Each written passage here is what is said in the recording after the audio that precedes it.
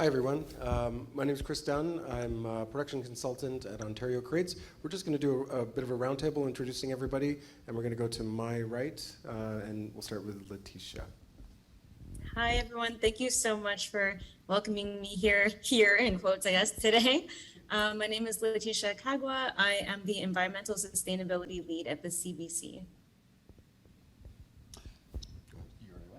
My name is Steve Belford. I'm an actor and producer and director of the film Becoming Tom Thompson, which is screening at the festival here, and it is a sustainable film.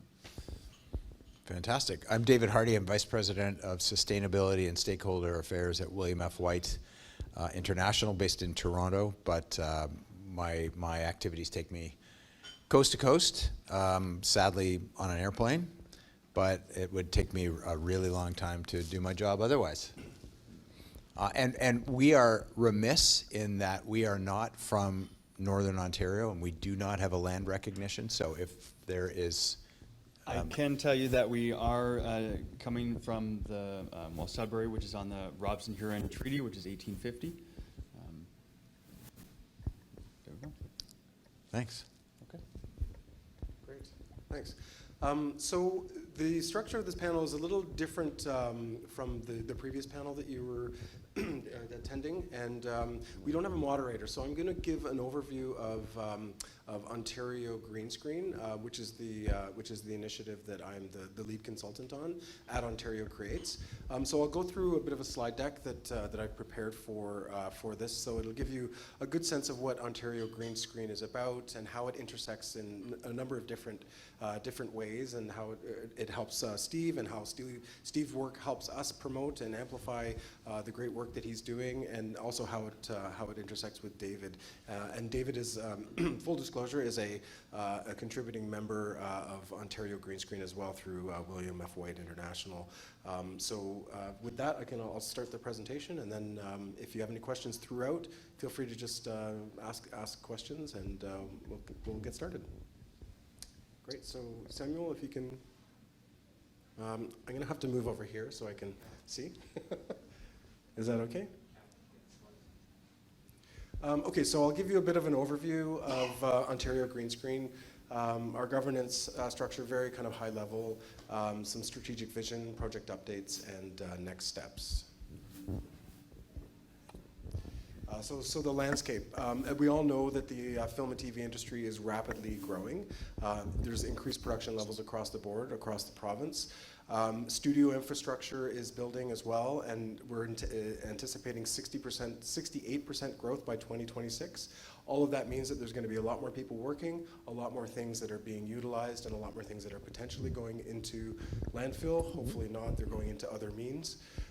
The industry is also preparing for future regulations. So we're starting to see a shift in the way that large organizations and government bodies are looking at sustainability, and federal agencies such as CBC. Letitia Kagwa is here to talk about CBC's Greening Our Story strategy, and Telefilm's eco-responsibility plan is also part of that. So there's a shift in the way that organizations are thinking about sustainability and how they can help move that needle.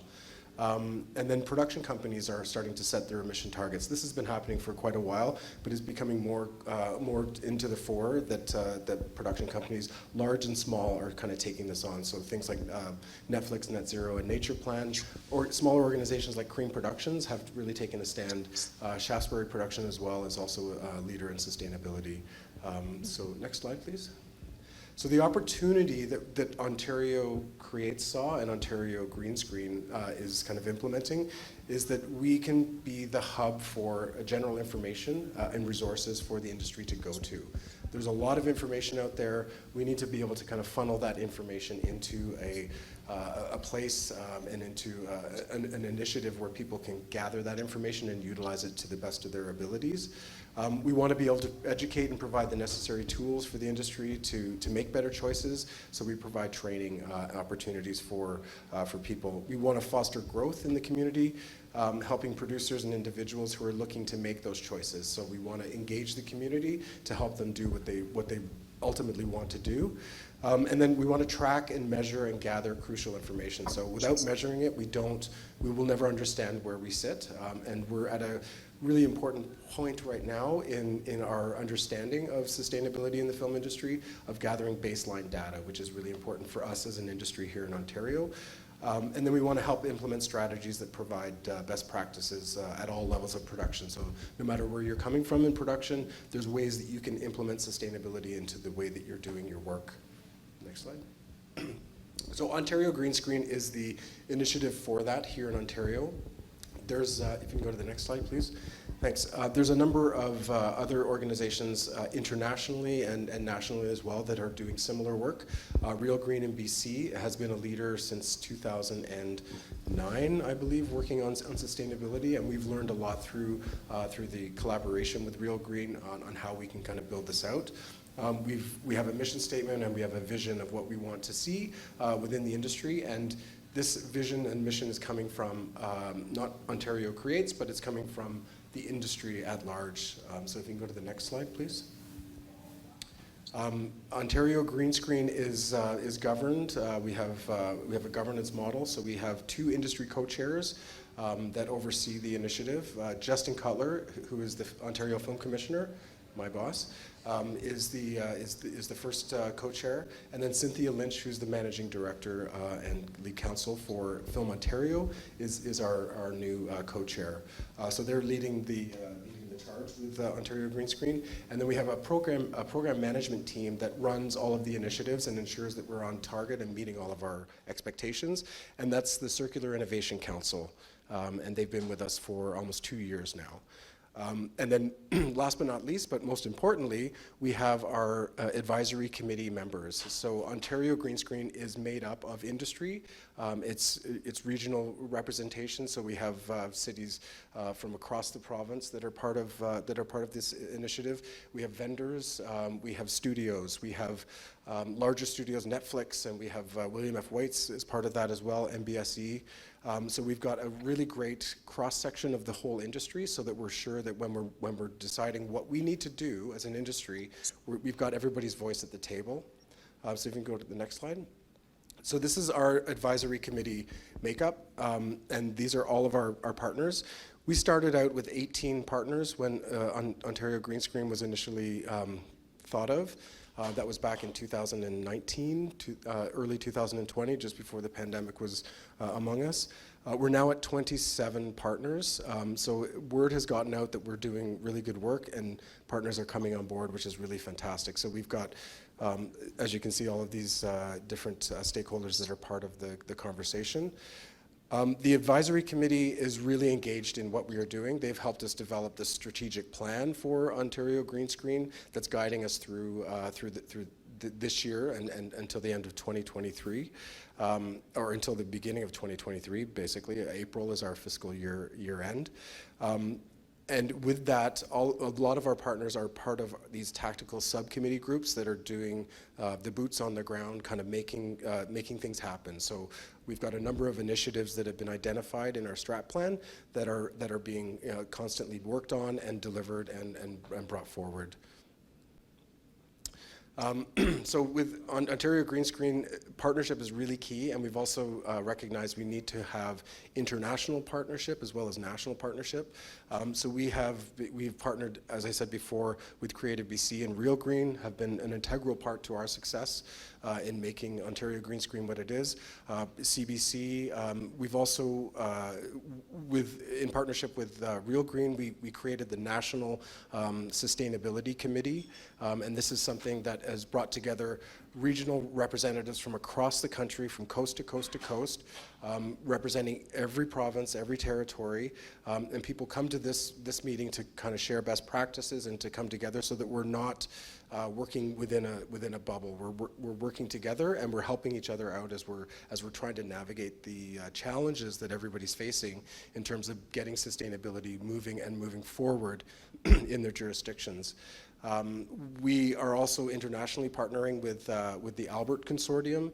So we have licensed tools and resources from Albert. So our training modules come through Albert, and the carbon calculation tool that is utilized heavily by Letitia and productions that are coming through CBC. Are utilizing that, so we're helping to support in as many ways as we can for people to understand and learn how those tools work, so that they can best implement them into their practices. So a strategic vision and action. So we have 4 pillars in our strat plan that we're more than halfway through our strategic plan at this point, but our pillars are building community, inform and educate, implement best practices, and measuring impact. These are 4 of the key things that we're working towards, and through that we have identified a number of key initiatives that are going to make change, that are already making change within the industry.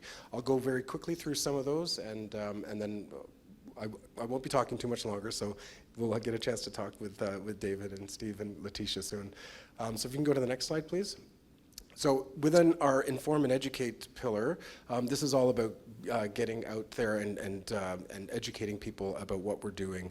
Case studies are a big piece of that, and Steve, who's sitting here today, has his Becoming Tom Thompson, which is the first Albert certified production in Canada, which is fantastic. And we're highlighting Steve's case study on our website so that producers can go and check that out and see what Steve did so that they can make it work for them. We've adapted the carbon calculation tool, and then we also offer free, all of this training is for free, is the Climate Sustainable Production Training Module. It's all held on Zoom, and you're eligible to register and attend those sessions as you see fit. And then we've developed a team of Ontario-based facilitators as well. Initially, we were using facilitators from out of province, but we've been able to kind of hone in on some great talent here in Ontario that are educated in this and are passionate about it as well. And sadly, we lost Letitia as one of our facilitators as she went to CBC, but we were sad to see her leave. But we've also introduced green resources on our website, so we have a long list of resources that are available to producers. So if they're looking for sustainable vendors, if they're looking for waste management companies that can provide sustainable options for them, then they can use that.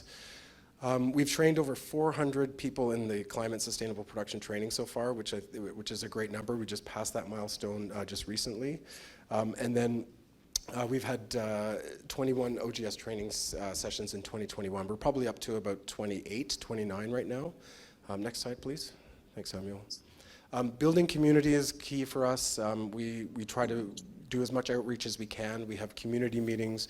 We have ambassadors. So if anybody listening today, virtually or in person here, if you'd like to become an ambassador, check out our ambassador link within our website.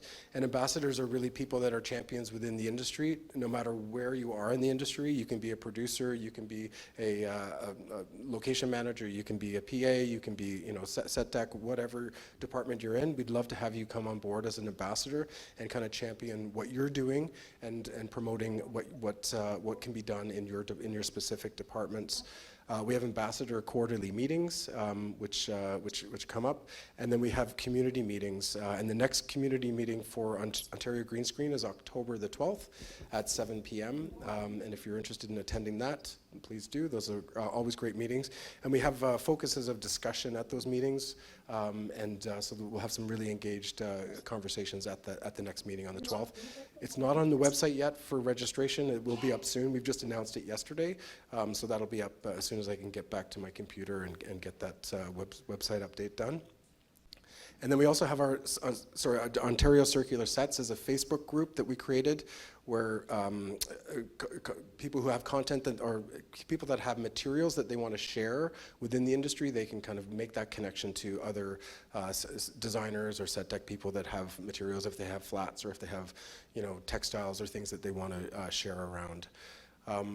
Partnerships and collaboration are really key to Ontario Green Screen, and Second Harvest is an organization, a national organization that we're working with to kind of help promote sustainability in terms of food rescue and food not going into landfill.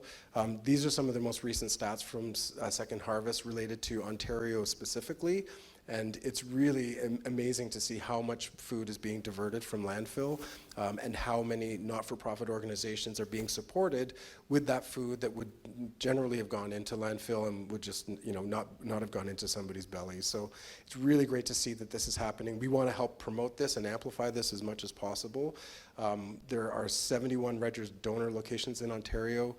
We'd like to really get that up more. And they have an app that you can download onto your phone. And so donating food is easy, and all of the legwork is done through Second Harvest. So it's a really easy way for people to get the meals to people who really need them. Excuse me, and implementing best practices again. We've got a number of resources that we've developed. So we have I was saying before, our resource table that's within the website. We have over 75 sustainable vendor resources that are listed. We also have a grid tie-in map that we launched probably about 3 months ago. And this is an easy locator map where you can kind of see where locations are that have the potential of grid tie-ins. So if there's community centers that have allowed grid tie-ins in the past, then we want to have those listed so that location managers or producers, when they're on their tech surveys, they can go to the map and say, hey, this is a location where we don't need to use a generator. We can tie into the grid here, or we can at least inquire about it and see what the parameters are around that. So this is going to be a great tool for people to find alternative ways of generating power for their sets, their base camps, or their actual on-set locations. And then we have a hybrid vehicle pledge, which is kind of morphing into many different aspects of what the challenges are with hybrid vehicles. We've got supply chain issues, we've got gas prices through the roof, so there's a lot of moving pieces to this. But suffice to say that we are getting a really good sense of what we need to do as an industry to try and move the needle forward so that we can get more green vehicles and cleaner powered vehicles on sets. And another important collaboration that we had, and unfortunately this one is tied specifically to the GTHA, but there's an organization called Partners in Project Green. It's affiliated with the Greater Toronto Airport Authority and the Toronto Conservation Authority, and they offer a material exchange program that we've taken advantage of. And we connected Tall Boys and Why the Last Man with this program, where they basically have materials that they need to get rid of before the end of production, and Partners in Project Green Material Exchange will find a receiver for that material. So they act as a broker. So we were able to divert 9.8 metric tons of materials that would have initially gone into landfill, and it went to somebody that could utilize it. Measuring impact. This is key to what we need to do to understand where we sit and how we can reduce even further. And through Albert, we're starting to get some baseline understanding of what our carbon footprints are. So these numbers are a bit out of date because they're from the summer, but 28 Canadian productions have submitted a carbon footprint to the Albert carbon calculation tool. I think those numbers are actually much higher, and Letitia will probably speak about that with CBC. But the important note here is that 46% of all of those carbon footprints were Ontario-based productions. We don't know exactly where they are within the province, but we know that there's a significant amount of interest in people trying to understand what their carbon footprints are.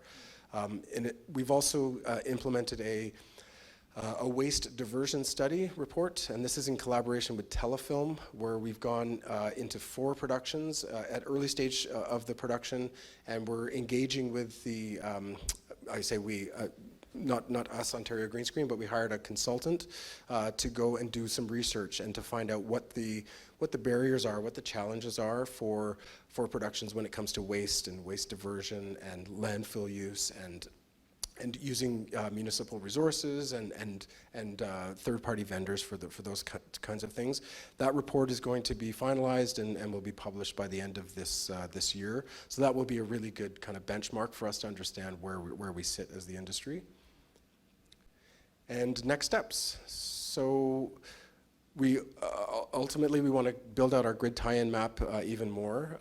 We want to develop resource guides for clean energy, transportation, procurement and builds, craft and catering. So these are one sheets that will really help the industry kind of reduce and find the resources that they need. So if they want to reduce, in craft and catering, if they want to find, food rescue options, then, Second Harvest would be there. We would give them all of the links to those resources.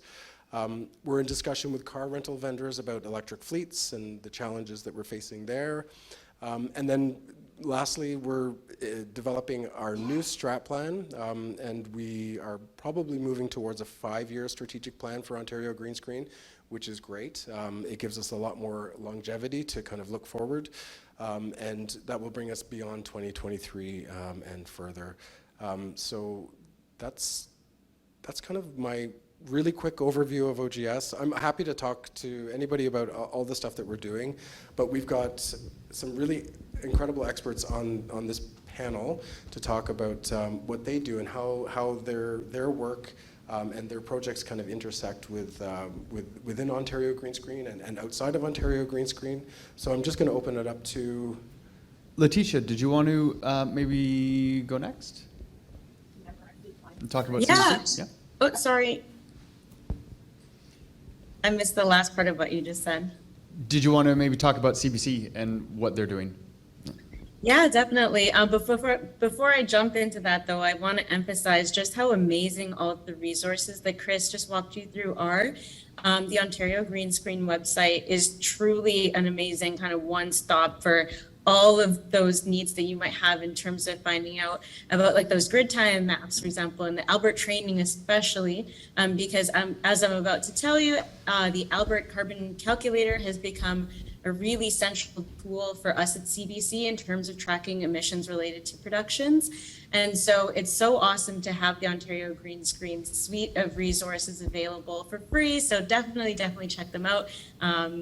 And so, yeah, I'll give you a bit of a background in terms of where the CBC is at with sustainability strategy.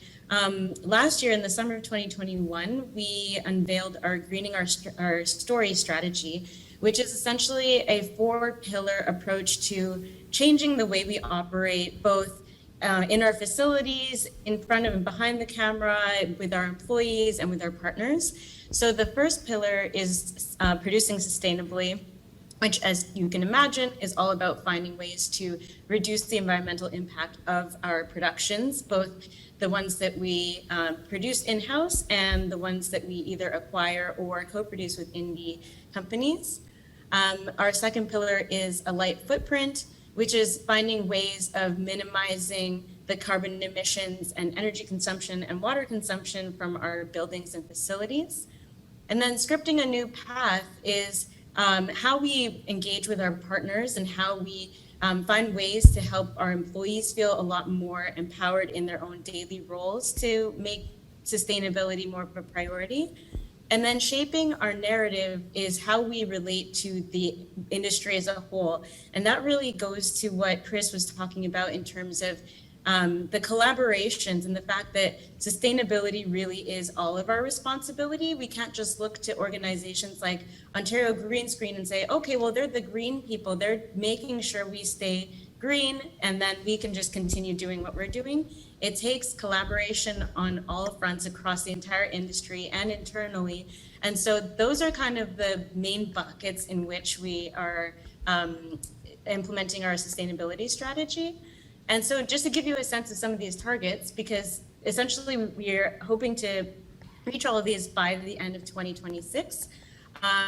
There's targets like reducing our energy consumption by 15%, reducing our water consumption by 10%, and where the Albert Carbon Calculator, I always get tongue twisted on that, where that comes in is that we want by the end of 2026 to have 100% of our in-house productions using the calculator to track emissions. And of those, we want 25% of them to be Albert certified, which means that they've gone above and beyond as opposed to just simply tracking their carbon emissions and reporting on them. They've actually taken extra steps to mitigate those emissions and We also want 50% of our indie productions to be using the calculator. And even though these objectives are set, of course, prior to 2021 to be released in the summer, we've actually been finding that in many ways we might be able to reach these targets faster than expected. And so that's really exciting for us, but we don't want to stop there. We want to keep pushing and make sure that we're doing absolutely everything we can to reach as minimal of a carbon emission and carbon footprint as possible. So to give you a little bit more of a sense of where we're at with the carbon calculator using Albert, we've been working closely with Real Green and Ontario Green Screen and talking to different industry partners as well to find ways of making it as easy as possible to implement. Because of course, everybody in our industry is so busy, the deadlines are tight, budgets are tight, everybody has a million other things to do. And then we recognize that telling them, hey, do you mind also filling out this strange tool you've never heard of before? It's definitely not something that we want to scare people with. And so we've been creating all kinds of resources and sharing all kinds of resources from other organizations to help people get up to speed on what the calculator entails, how it works, why it's useful. We've also been, when I first started, I was providing some training on the internal side. And of course, as Chris mentioned, I also had a great time working on Ontario Green Screen, providing training with them as well. But yeah, so we have made it a contractual obligation in some cases. And so we have a lot of carbon calculators that are in the pipeline as productions start to wrap. The way our schedules work is that the fall is kind of when a lot of these reports are going to start coming in. So it'll be really exciting, not just to get that data, but as Chris mentioned, just use that as a benchmark to say, okay, these genres tend to have a lot more carbon emissions relating to fuel consumption. How do we reduce that there? Or these types of productions seem to have a lot more related to food waste. And so making sure that we take those learnings and build them into strategies so that we're not just collecting the data for the sake of collecting the data. So I could go on about this forever. I really am excited about it, but I will pass it on maybe to David. Yeah. Okay. Thank you, Letitia. For me, on the creative side, sustainability really starts with the story. If you write that into the story, it helps a lot. I mean, I could look at a script and find ways to make it more sustainable, but if you build that in from the start, it'll make the process a lot easier. Like an example right now is a script I have where one of the locations is going to play in around 30 pages of the film, and we'll be staying at a cottage that's walking distance, so we won't have to travel very far to it. We'll be able to plug into mains power, and so everything's right there. We don't have the travel aspect. The experience on the doc that I did was travel was by far the biggest contributor. I think I drove over 7,000 kilometers or something. I think that's what it says. And it was by far the biggest contributor. So if you can find ways to reduce that anywhere, it's great. Another thing to think about too is what you're shooting with, what kind of camera equipment, what camera package you're using, like how much energy does a Technodolly use, and that's kind of a nice throw towards you. You don't expect me to answer that, do you? I don't. I have no idea what a Technodolly uses. But what I think is fantastic is that we've gone from the abstract, to a certain extent, talking about these great plans and these resources and tools, to the absolute on the ground, this is how it looks. And I think that's the big challenge that we face, is that we've made a ton of headway as organizations and developing protocols and developing frameworks. The real rubber hits the road on set when you've got a crew that are used to doing things, and this alludes to what Letitia said a little bit. You've got people that are used to doing things a way they've done them for decades, always in their job, and we're there to try and tell them that there is a different way they need to do it from now on to help the planet. So engagement, behavior change will always be the fundamental piece of the equation that we have to get right. and it's going to take time.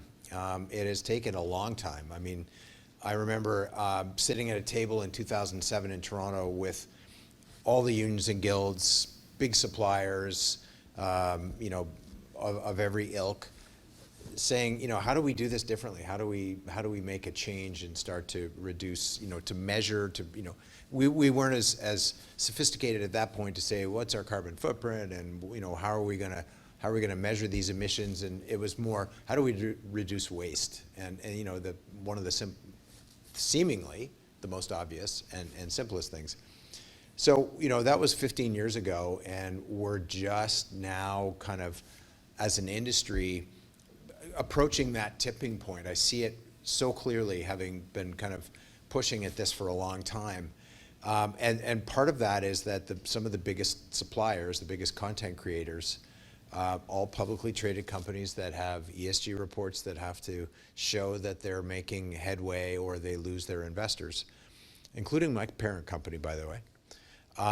You know, we're now getting that additional push, and it's interesting to me because I deal a lot with the big companies that suddenly are there.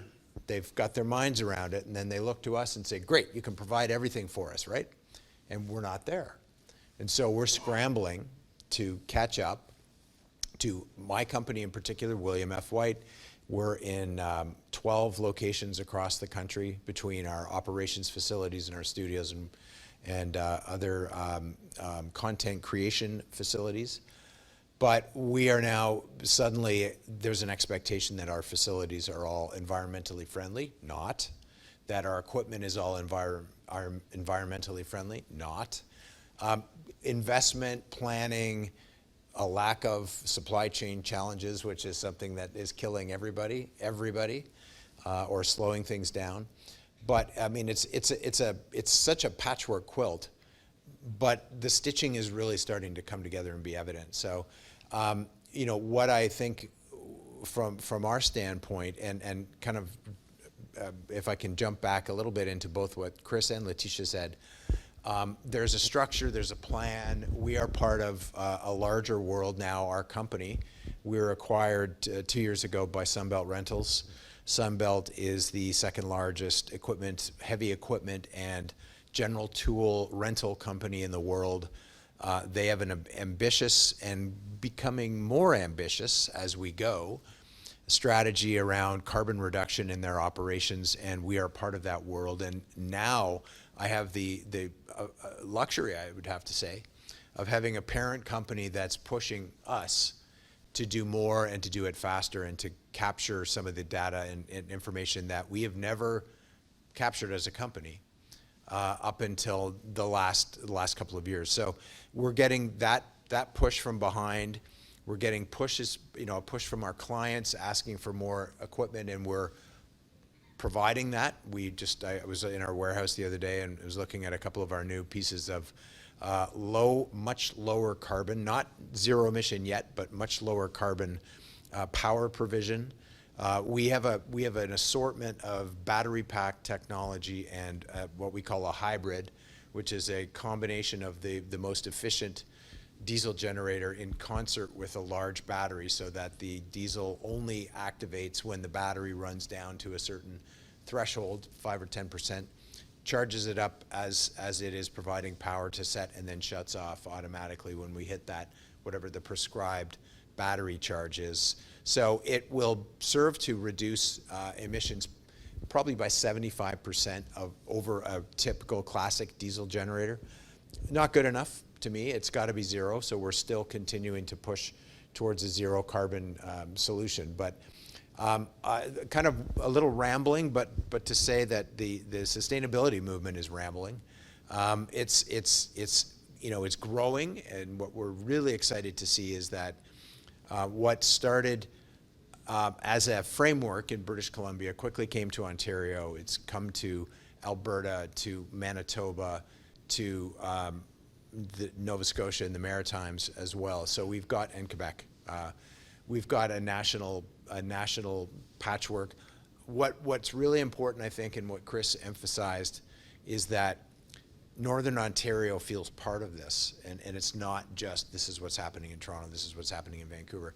It has to be national. It has to be in every region where film and television production is occurring, and we will do whatever we can to support the growth of a sustainable framework in Northern Ontario across all of the disparate centers of production, and you know, push us, you know, you out there who are shooting your TV series, your movies, push William F. White to have more battery pack technology in the Soo or in Timmins or in Thunder Bay, not just in Sudbury and North Bay.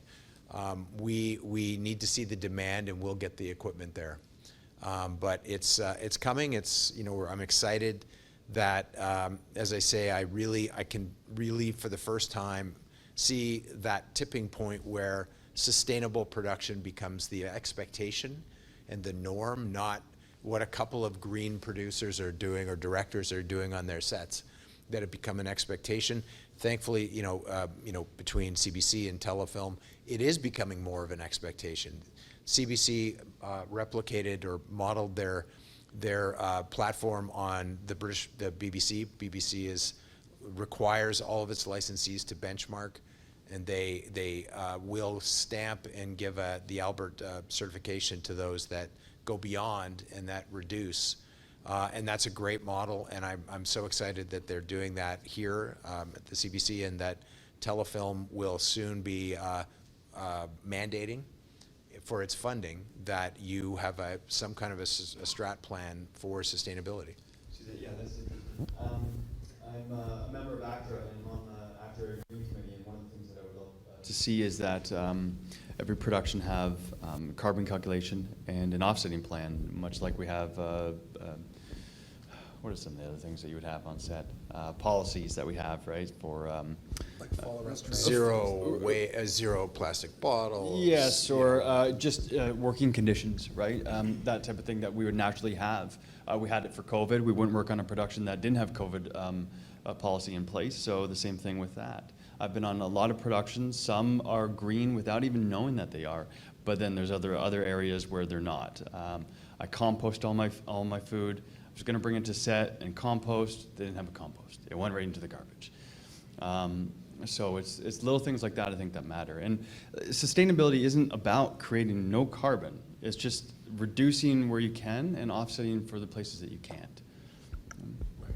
And I think it's not a perfect process, and we're all learning as we go along. And if we don't start it, then we'll never get to the point where we need to go. It's going to be clunky. It's going to be messy. It's going to be frustrating. But I think once people move into this process, and like carbon calculation, it's one way for people to look at what they're actually emitting and going, yeah, we can actually make some changes here, here, and here. And that's not hard to do when you can actually see it, right? So it's getting the mindset to shift a little bit so that it's more like, well, you know, we're doing this, but we could do this, this, and this. And you know, as far as an industry, I mean, there's so many opportunities for production, for production to waste less. Like David had brought up the other day when we were talking about, you know, unified recycle containers on set across the province or across the country would be amazing. Like if we could do that, if we could get that so that everybody knows that this is where landfill goes, and that's a very small box, and this is where compost goes, and this is where plastics go, and this is where cardboards go. If we could do that as an industry, then that would really help people to, it's no brainer at that point, right? They just have to put it where it goes. But right now, the way that the industry is set, there's no kind of standard for the way that people are putting away their waste or their reusables or recyclables. So but doing it is important, right? So getting production to kind of, you know, look towards that and figuring out, you know, what they can do on production to help incentivize people to get to that point. Lots of productions I say lots, not lots of productions. Some productions have taken, incentivizing crew to do things by, competitions and having like friendly kind of, games and things like that that will, make people kind of think about it more, bringing it up at the crew meetings every day, every single day, talking about sustainability in pre-production meetings, so that it's part of everybody's kind of, it's in everybody's head from the very beginning of production. Really help as well. Accountability, right? Accountability, Yep. yeah. Yeah, I really agree with everything that was just mentioned, and would just add that I think that what Steve mentioned in terms of baking it into policy, and especially seeing sustainability as health and safety, because really we can't film anything if we don't have a planet to live on. So it is that dire, it is that important to treat it as, I mean, we proved that with COVID, we could do it. Everything changed on a dime.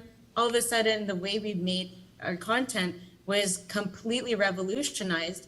And all of a sudden, the impossible became possible. So I don't see why that can't be the case with sustainability, especially when you have companies like William F. White providing those battery packs. The technology exists, so let's go out there and just use it. Absolutely. And the interesting thing is that not willfully, but the industry had to spend tens of millions of dollars to make safe sets. By looking at sustainability, production will actually save money in the long run.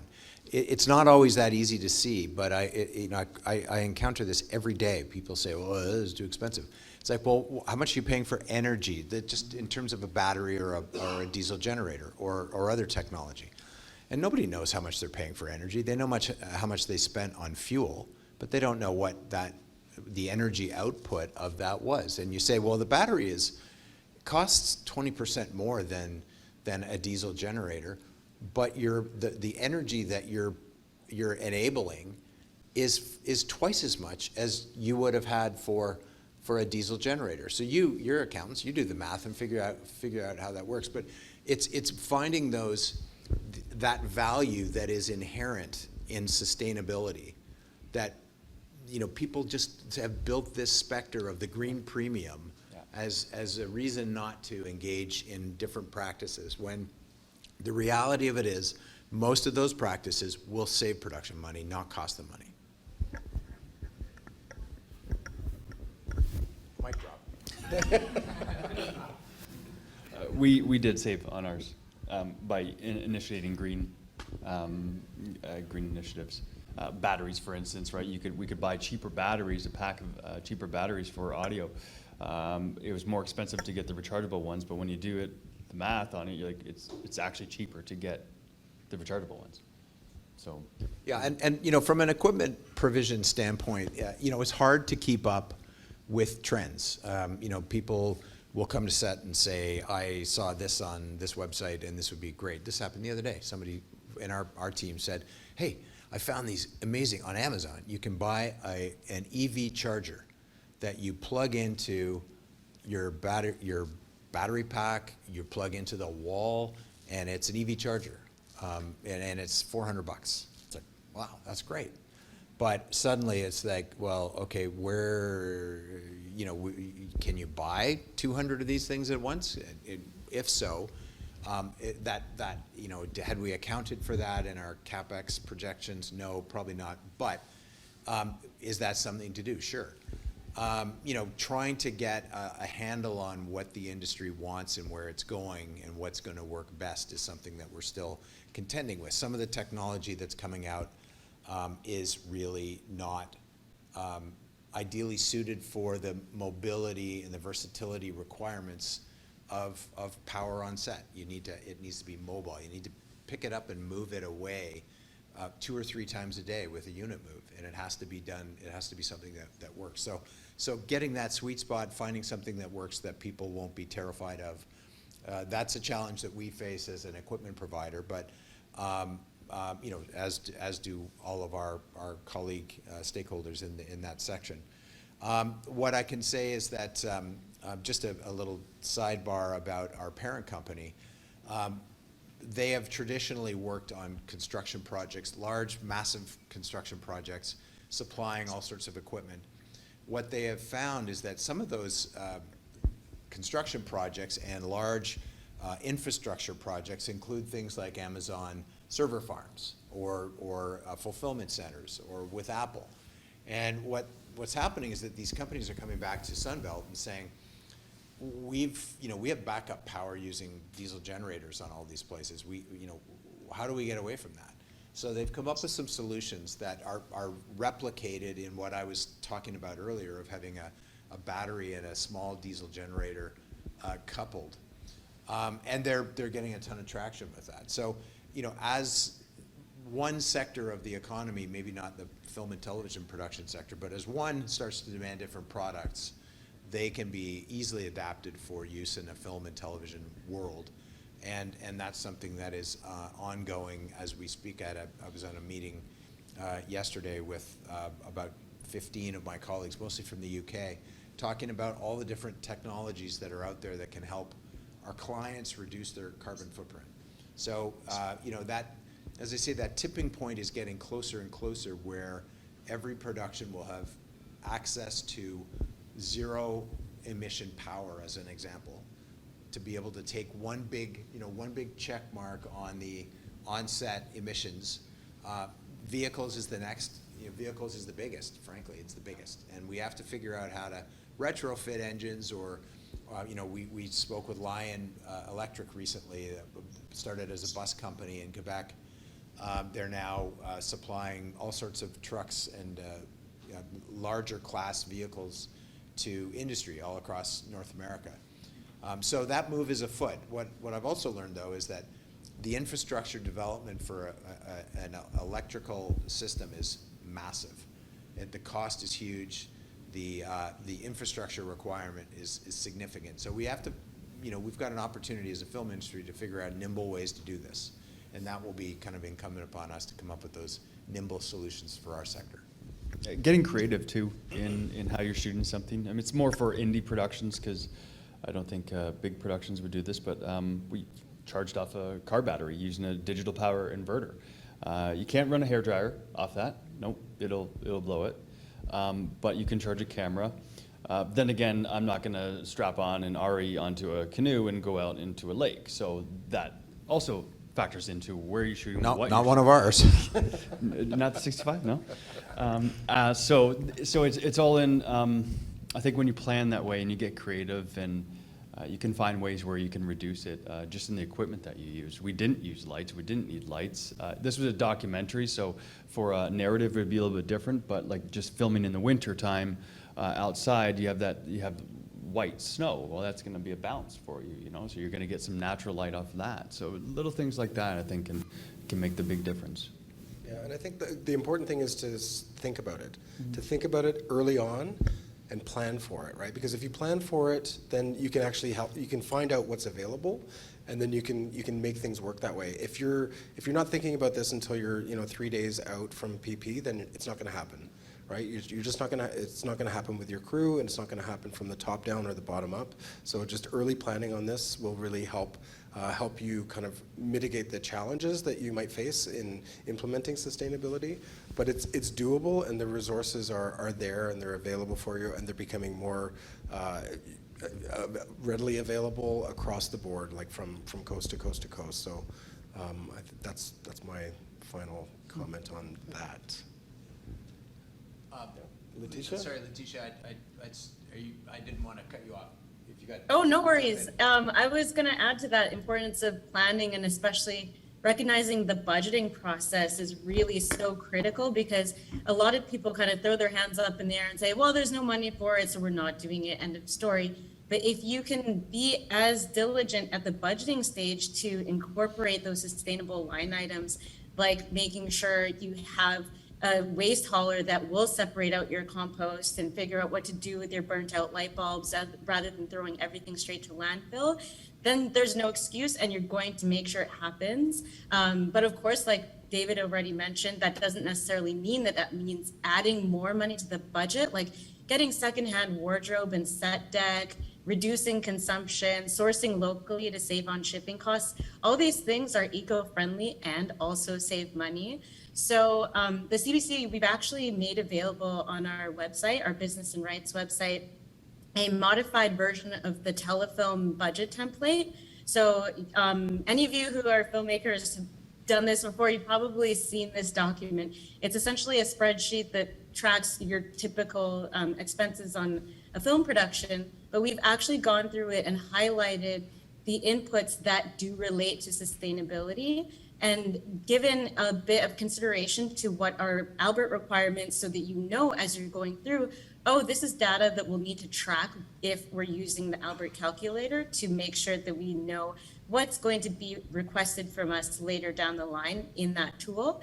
And it also just helps get the ball rolling in terms of, okay, what are the considerations we need to make if we're not using diesel fuel, we're using renewable diesel or power generators or other, or sorry, power packs or other source of energy.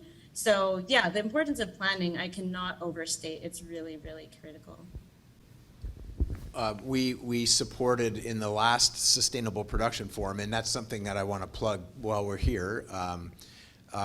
Creative BC, Real Green, Green Spark Group are putting on I think the 7th now Sustainable Production Forum.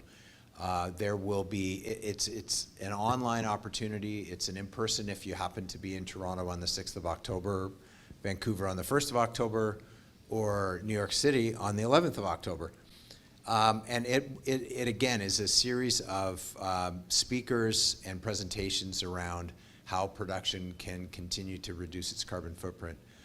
And the reason I bring this up, and I just, is that in the last edition, hopefully the last one that was only digital, William F. White supported a keynote by a renowned speaker on circularity. And this is what Chris and Letitia have just been talking about. It's that mental prep before you get into actual physical prep of, okay, what are we going to do on this? How are we going to, you start with how are we going to reduce and how are we going to utilize the processes that we always use, but slightly differently. A good friend of mine is a construction coordinator in Toronto, and he was on the series Suits for a number of years, and so he had a bunch of sets that they stored, so they had the luxury of having a place to store them, but they repurposed for 5 years a bunch of sets that they built in the first season. That's the kind of thinking that has to occur in every department, construction, wardrobe. How much of the wardrobe can we use, can be repurposed, or can we rent instead of going out and buying new stuff? With lighting and grip, how can we factor in battery technology to supplement what we still have to use on a diesel basis? Every department has a role to play, and it's that first thought. How are we going to do this? And that often starts at the top. It starts with a producer or director, if they're high profile enough to say, this is the way this show is going to be, and this is how we're going to do it. And if it works for you, great. If it doesn't work for you, thanks, and we'll see you maybe sometime down the road, and we'll get somebody who wants to come in and participate. But we have this is the biggest muscle that we need, and it's between our eyes, or between our ears. Sorry, I was thinking of a fish. There's a fish brain there for a second. Sorry, it was a muskie.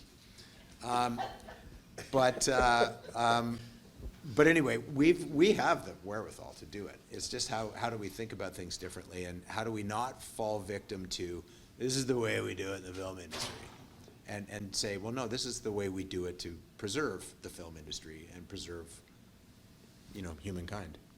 I like to look at resources I have or that I can get, and then from there, then what do we need that we can't get, and then that's what you buy. Like, we're looking at old barns right now to build sets from. The wood looks aged. It's exactly what we want, and then whatever else we need, we'll have to source that out after. But stuff like that, it's the little things. Yeah, I think, as an industry, we're very creative. We can create, incredible pieces of art, and with our brains, we can actually create a more sustainable future if we think about it a bit more.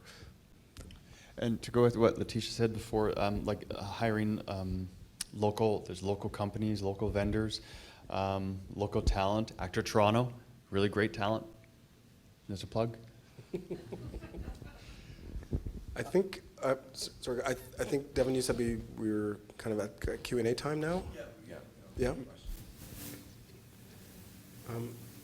Okay. Online questions, maybe? Any streaming questions? Streaming questions.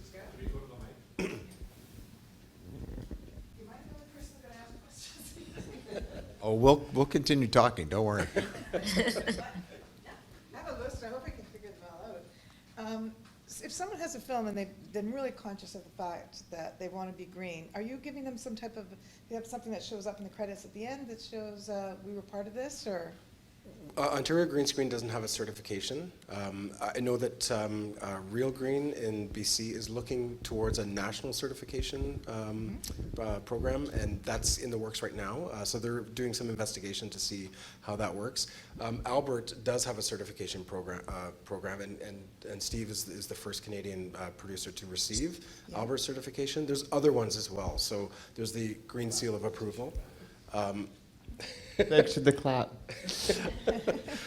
So there's a number of them, but it's, discussions are happening whether or not we will have a Canadian version of certification. I mean, for that public that wants to see that, right? It just sort of, makes, it's just another plus on the list for a film, so. It yeah, is it's interesting to hear that. You talked about, there was a company, I'm not sure who said it, but said there was a company that looks at, I don't know if they were purchasing or donating old production sets or perhaps props or something. Do they purchase, do they donate it? It's a not-for-profit, I think, that was doing it. Do you remember? Well, there's Partners in Project Green. They do a material exchange program. Maybe that was it. I didn't know. I thought there was a not-for-profit company, somebody had said. Yeah, they're not in Ontario, to the best of Okay. my knowledge. I mean, there are outlets like Partners in Project Green. It's not really set up for film and television specifically. They do lots of stuff. Same with Habitat for Humanity. Yeah, same idea. That's a similar one. What, I just to kind of riff slightly off that, we at William F. White, we had a call from one of our client productions in one of our studios. This is about a month and a half ago. They called us up and said, hey, we've got some sets that we are prepared to donate. And these were amazing sets. I saw pictures of them and I couldn't believe they were prepared to let those go. We had the challenge of having another client coming into that studio with a very short turnaround. So they kind of, it was great to see that they came to us. It would have been better if they had come to us in prep to say, we are going to be donating these sets. How do we start the process? As it turned out, all of those sets ended up going to landfill because we could not find any place to store them. We had talked to some of our studio colleagues. Do you have 10,000 square feet? We can just store them for a period of time until we can advertise them. So I was, it was sad. I had forgotten about Partners in Project Green, but it was a big needing labor to go in and disassemble, to transport. And so, the production, to a little bit, certain extent, tried to slough off those costs, but they started the thought process of, let's not just throw this stuff out. So that was really exciting. We just need a single-purpose facility that will take all of that kind of material from production and make it available to the community, to the rest of the production world. You said tenants, that's where I'm from. We don't have a lot of film, but we're working on it.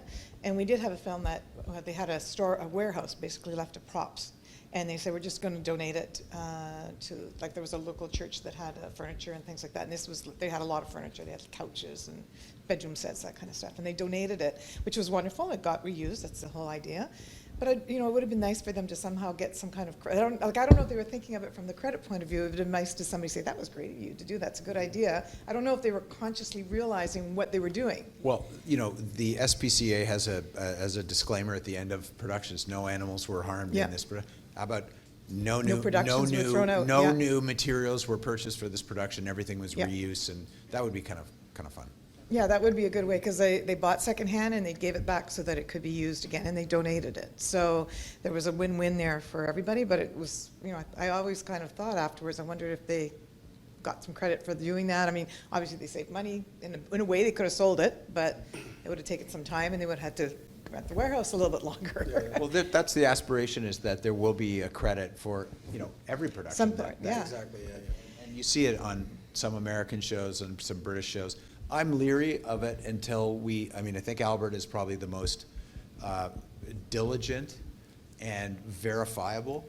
I'm a little leery of some of the other credits that you see on On screen. there if they're truthful and. How diligent is the reporting, and is the Validation? Validation, yeah. That's a bit It of a worries me a challenge. little bit. Greenwashing is the worst thing that we Yeah. can be accused of, and Now, you mentioned, I think, the fact that it sometimes comes from the actors. So from Ontario Green, are we promoting it to the actors? And you said something about having perhaps recycling bins or something with your logo on it, just kind of keep pushing it, because then sometimes it comes from internally saying, no, where is our compost? Like, how come we don't have it? Or you're thinking of like something like water machines where you have your logo, so you keep pushing it, so it comes from inside, from the actors and everybody working on set. And is that something, or is that what you were Yeah. talking about, what you're really thinking that might be a good way of doing it? Well, we've created templates for recycle bins that we utilized we did a photo shoot, a sustainability photo shoot. And all of those images that you saw in the presentation were part of that photo shoot, where it's, demonstrating sustainability on set, just everyday things that people are doing, right? Like, instead of, throwing it into a landfill, they're actually kind of separating, and it's going into organics, or, things like that, and like looking at, clean power solutions, right? So like grid tie-ins and things like that. So yes, it's about having those resources, but it's standardizing them across production, because some productions are using their own, some productions aren't using any, some productions are using signage that is not necessarily kind of in line. So it's figuring out how we can get the industry to kind of use the same standard across the board, and it's tricky, right? It's really hard to do that. It really is a marketing in a lot of ways. It's marketing, It's the absolutely, marketing to the 100%. people that are there, so that we all know Yeah. what a blue box is. I'm old enough that I remember when people didn't know what a blue box was. Exactly, yeah. So, that's standard now across the world, but it's just keep seeing that logo and saying, are we a sustainable film set? So, yeah, it's great to, you've moved really fast though. In the 2 years that I've been here, I've really seen the growth during COVID especially, so. Well, we it's were been born in great. COVID, right? Yeah. So- That's it. What else did I When it's have? part of policy too, that's what helps. That's, I think you mean, like. Yeah, it where has we to be have- part of it. Yeah, Where we had that's the it. COVID protocols and to have that on set. On set. And coming from a municipality, we're in economic development, so we're not quite, we don't have that film, that's part of my portfolio with 1,000 other things on there. But as a community, I'm also involved with making the community more sustainable. Is there a checklist that I could very casually give to a new production coming in and say, oh, here's a checklist, we hope you follow it. And it almost seems like it comes from the community, and we will have our own for the community as a whole on different things in the community, but it would be great if there was some way I could subtly say to production, and if you're going to be green, here's a checklist that can help you. These are the people you can contact. These are restaurants or caterers that really, have their own certification for being, is there a checklist that you have? You're or hired. something? We're what, like a couple of weeks, we could see something in first draft? We're creating one sheets, like info sheets for people, Okay. and we Ontario Green Screen has a welcome kit that goes out to all it will go out to all productions that are coming to Ontario, regardless of where they're going. They're not as kind of bespoke that it would be specific for, say, Timmins or for Sudbury or another region, but it would give them the high-level resources that they would need to make those choices. I think a checklist is a great idea, right? Like, these are the things that you need to work towards. I think it's a fantastic idea. With those kits that you're talking about that you give production, if you could give them to some of the film like we could kind of do Absolutely, it. We're almost like we might duplicate it. Big deal. Like, Yeah. No, and that's the whole point of it, we're- right? We're involved in this. We know about this, and we have kind of our own thing. Here, we're just giving you this package. Yeah. Hope you look through it, and it just keeps pushing the narrative, right? The intent is Yeah, that we will and share it. sorry, I'll just quickly jump in and say that we've also got on the CBC Business and Rights website, there's a tab specified for green production resources. And so that's where that telefilm budget template I mentioned was. And there's also a green production guide for, it's called Green Production Guide for Independent Producers. And when you click on that, it'll take you to a microsite that is essentially that checklist you described. And so, yeah, both between what Ontario Green Screen is providing and this, I think it really would cover a lot of your bases. But I also want to flag that it's not so specific to individual regions either. Yeah, I put check out telefilm. and A that's- big that's page on its own. that says- What we, Check it out. if we could take away one thing, it would be for film offices in every jurisdiction in the province that has an industry to establish a relationship with solid waste management in that sector, in that area, and understand what solid waste management can do to support the efforts of the film industry to reduce their waste.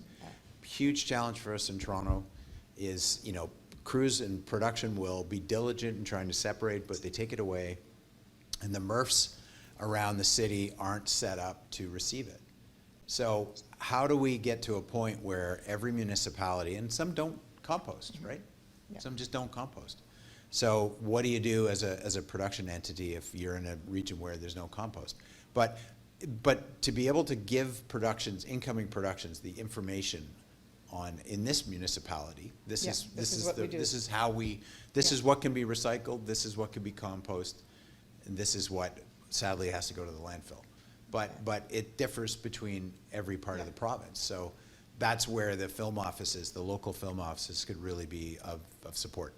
The other one you brought up, which was kind of, we're economic development, so electric vehicles is like a huge portfolio of ours being in Northern Ontario. And when you brought that up, I'm thinking, oh my God, like chargers, everything else, never even thought of that. That's something I never even thought of when you're looking at a set that's coming, they're in more remote, we're remote in Northern Ontario, that's right off the bat, but then and the weather and the. Personally think it's going to come down to technology companies, companies like ours that can provide mobile generators / EV charging, and do that through a variety of technology. We're looking at hydrogen as a solution, Yeah. but something that's zero emission that is powerful enough to run your set, and you can plug your vehicles into it as well. So we're doing it with mining. Mining is moving that technology fairly quickly. Absolutely. And, it's just to try to keep up with the industry as a whole, but mining is moving it slightly, so hopefully there's a bit there but I never really thought of it from some until you brought it up and mine started spinning. That's good. Thank you very much, guys. That's great. Thank you. Thank you for the Thank questions. you. David, Yes. you mentioned earlier about wardrobe, instead of going to landfill, could be recycled by other production companies and so on. I was just wondering, instead of a physical clearinghouse, you mentioned you didn't have warehouse space to move sets. Is there something online where people could register what they have so that people in the industry could go to that particular website and say, okay, this is what I need, what's on the list there? Fabulous question. I was in the UK about a month ago, and I met with a company called Kama Asset Storage. And this is a 100-year-old company that has a film industry side of it. And what they do is they work with the big over-the-tops, the Netflixes and the big studios, and they almost use it as a digital continuity hub. So they will photograph everything, they'll send it to this company, it gets stored, geo-tabbed, so they know exactly where that crate or that container is with that particular wardrobe in it. And studios can come back to it if they have a reshoot or if they need that piece again. And they don't want to keep it on a trailer somewhere, in the middle of a production. So the closest thing I know to that in Canada, and I'm sure there's something in BC, I'm just not familiar with it, but there's a company called Wiseacre in Toronto that has a huge wardrobe, sets, props, distribution. And you can go on their website. It's not as granular as it could be, I think, that you could really see exactly what's there, but you can go online and find wardrobe. sadly, it's only in Toronto that I'm aware of, although I know they ship all over the place. But that's a great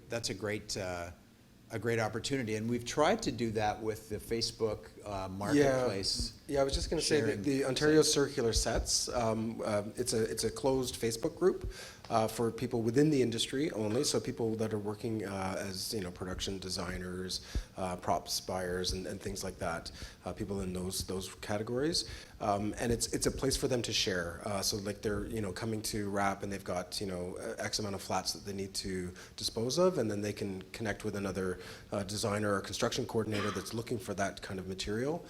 So we've got over 100 people registered to that right now. We need to get a bit more of a critical mass for that to really kind of take a hold.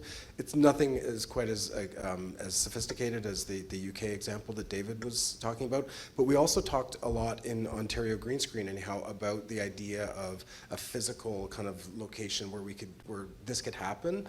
And it's a really challenging kind of business model, especially in Southern Ontario and the GTHA. It's really hard to find space. Space is at a premium, as everybody knows, and up here as well. I'm sure the same challenges. So it's finding the right tools for people so that they can access. The challenge with production is always that we're wrapping in a week. We need to get this out because another production's coming in. Where does it go, right? So it's like there's an idea about building to deconstruct, which is really it's part of the circular economy kind of mindset. So if you're building something, instead of using nails, you use screws so that it comes apart easily, so that you can store it easier, and it can become something else, in a different life. Yeah, I'm just wondering if that's something that your organization could establish, so it's very easy for new production companies like myself. We're going to be doing a production that takes place 1920 to 27, so I'll be looking for the cheapest source of materials, costumes, and all that from that period. And if there was a place we knew that we could go that works with the green screen, it'd make it a lot easier, right? We couldn't be the physical space for that, but we could definitely get you in touch with those organizations. Online, absolutely, yeah. So there's Wiseacre, there's Digital Canaries, there's also Ready Set Recycle, which is located in Toronto. There's a business model for it, and maybe somebody up here would want to take that on. Ontario Green Screen, as an advisory committee, we don't have the resources or the finances to manage a on-site location set lockup. So that's not something that's in our purview at this point in time, but we can definitely direct you to all those resources. It's something that I've been in the industry a long time, and every costume designer, every set decorator, props master that I've ever worked with, they all talk about what they've got, what they're getting rid of, and whether it's a set sale or they just send a truck over to another set and pick up a bunch of stuff that they will use and then share back. So there's an incredible undocumented circularity to production as it stands with the creative side, the art side. So it's a matter of harnessing that, identifying it, celebrating it, and building on it to get more, to make that the standard, as opposed to, well, this is what we've always done, but we don't really talk about it because whatever. Yeah. And the fact is, as a former business agent, I used to fight with producers all the time about, well, I'm not going to rent that kit. Well, that's the essence of circularity and essence of sustainability, is using material that's already in the system. They chafed about having to pay a costume designer an extra $200 a month or a week for their kit. Their kits save the production thousands of dollars. Tens of thousands of dollars. But it's that mindset of, that's an extra cost. Well, what's it saving you? You can see what it's costing you, but what's it saving you? And that's the part of the challenge of getting PMs and producers to understand that. Unfortunately, we are out of time today, but we'd like to thank everyone for coming by, for listening, and for the amazing questions. Thank you, Letitia, Thanks, for everyone. joining us. Thanks, Thanks, Letitia. Letitia. Thanks for having And thank you for the festival for hosting us.